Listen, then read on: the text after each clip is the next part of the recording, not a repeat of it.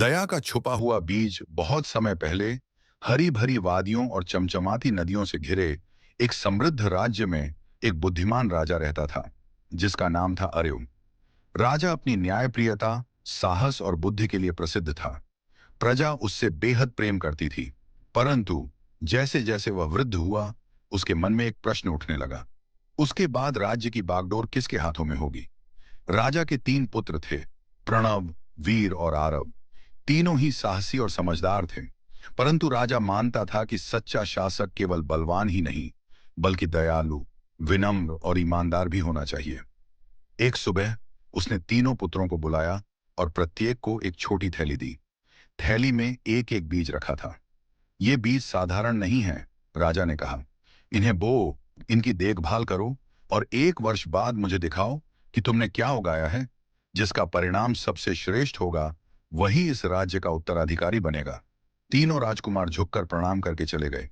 तीनों की कोशिश। प्रणव, सबसे बड़ा बेटा, महत्वाकांक्षी था। उसने बीज को राजमहल के बगीचे की सबसे उपजाऊ मिट्टी में लगाया।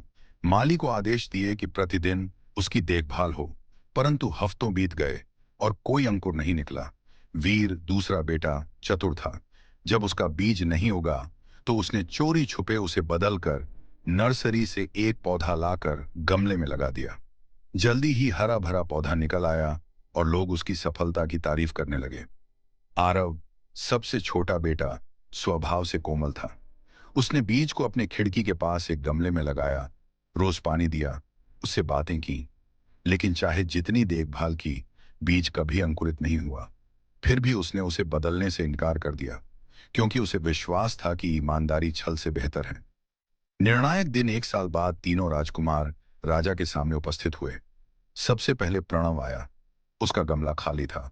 उसने सिर झुकाकर कहा, पिताजी, मैंने पूरी कोशिश की, लेकिन बीज नहीं उगा। फिर वीर आया, गर्व से एक हरा भरा पौधा और खिले फूल दिखाते हुए बोला, देखिए पिताजी, मेरा बीज जीवन और सुंदरता में बदल गया। निश्चय ही मैं ही योग्य उत्तराधिकारी हूं। अंत में आरव आया। उसके गमले में केवल सूखी मिट्टी थी। उसने विनम्र स्वर में कहा, पिताजी, मैंने पूरे मन से बीज को सींचा, परंतु यह कभी अंकुरित नहीं हुआ। मुझे खेद है कि मैं असफल रहा। सभा में हलचल मच गई।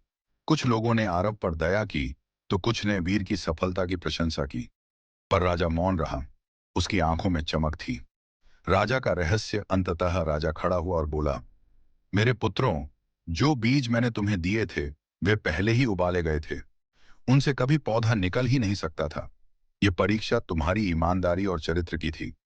प्रणव, तुमने असफलता स्वीकार की, इससे विनम्रता झलकती है। वीर, तुमने छल से सफलता पाई, यह महत्वाकांक्षा तो दिखाता है, पर ईमानदारी नहीं।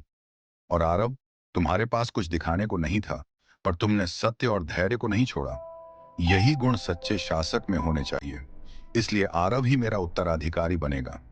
सभा में सन्नाटा छा गया। फिर गगन भेदी तालियों की गूंज उठी। आरव को राज्य का उत्तराधिकारी घोषित किया गया, न कि इसलिए कि उसने क्या उगाया, बल्कि इसलिए कि उसके भीतर सच्चाई और दया का बीज अंकुरित हुआ था। कहानी की सीख, सच्ची सफलता बाहरी दिखावे में नहीं, बल्कि ईमानदारी, सत्य और दया में होती है। दुनिया शॉर्टकट दिखाएगी, पर सच्चाई पर अडिग रहना ही इंसान को विजेता बनाता है।